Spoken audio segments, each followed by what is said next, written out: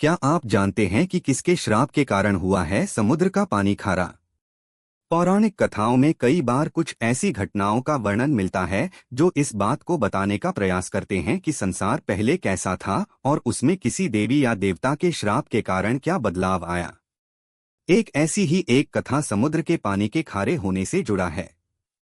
तो चलिए जानते हैं कि किसके श्राप के समुद्र का पानी खारा हो गया। शिव पुराण के अनुसार भगवान शिव को पाने के लिए हिमालय पुत्री पार्वती ने एक समुद्र के पास एक कठोर तपस्या आरंभ कर दी थी। उनकी इस कठिन तपस्या के तेज से तीनों लोकों में उथल पुथल मच गया। देवता सारे भयभीत हो गए, लेकिन समुद्र देव माता पार्वती के स्वरूप पर मोहित हो गए थे। वो माता पार्वती के सामने प्रकट हुए और उनसे विवाह करने की इच्छा प्रकट की।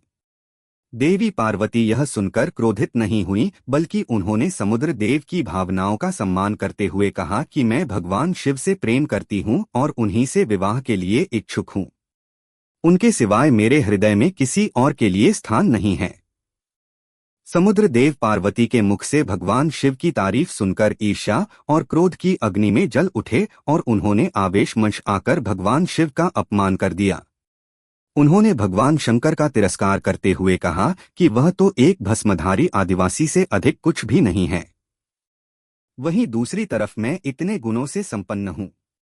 मैं सभी मनुष्यों की प्यास बुझाता हूँ और मेरा चरित्र दूध की तरह सफेद है। देवी, तुम मुझसे विवाह के लिए हामी भर दो और समुद्र की रानी बन जाओ। समुद्र देव का अहंकारी स्वभाव और महादेव का अपमान ने पार्वती को क्रोध की अग्नि में धकेल दिया।